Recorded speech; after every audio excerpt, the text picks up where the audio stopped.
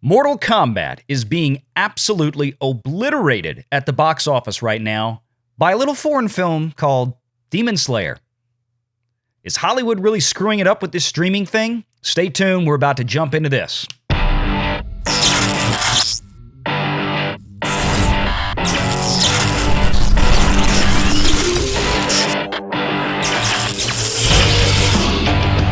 Renegade Online.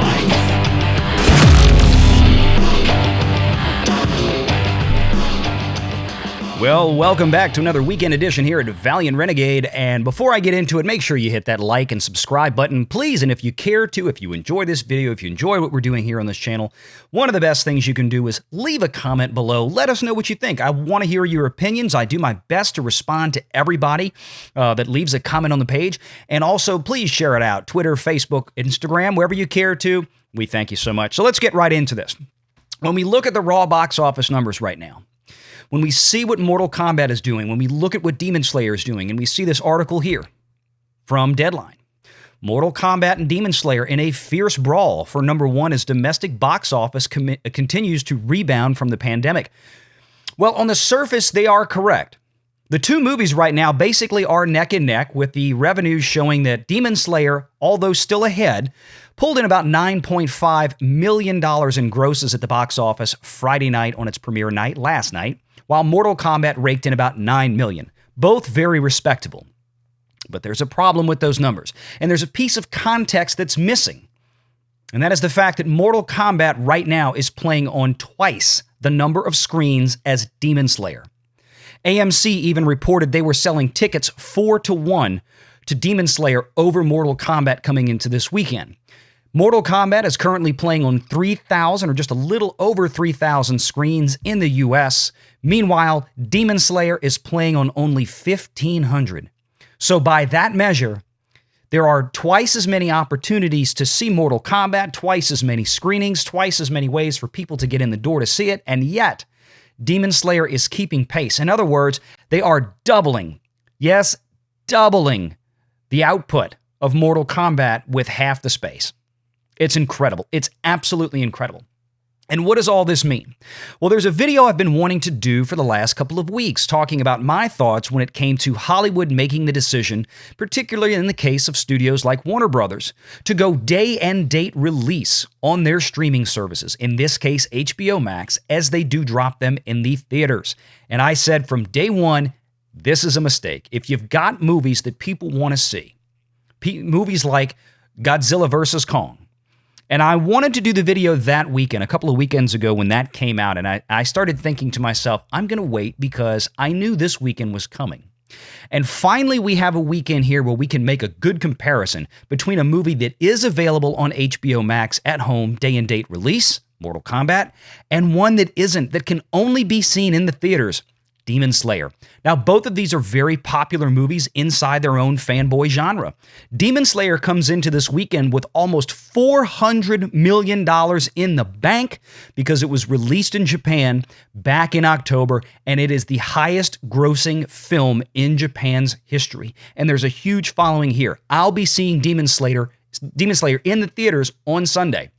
Unfortunately, I was supposed to go see Mortal Kombat in the theater this weekend too, but schedules changed and I had to pick one or the other. And I guess what? I picked the movie that was only in theaters. I stayed home and I watched Mortal Kombat at home. Now, I may still go see Mortal Kombat in the theaters. I hope to. I enjoyed it. It was a fun film. With all of its faults and flaws, I still had a good time. I actually did a review on it. It dropped yesterday.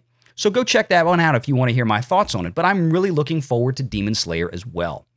So I'm going to be seeing that tomorrow night with my oldest daughter, who introduced me to this anime and this manga. And I was a kid growing up that enjoyed anime and manga. So she's kind of getting me back into it. But Demon Slayer is a great, great story, and I'm sure I'll do a review on it when it's done. But it really makes me wonder.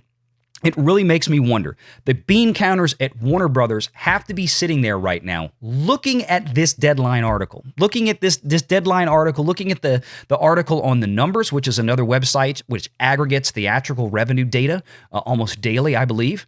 And the people at Warner Brothers have got to be ticked. They've got to be ticked.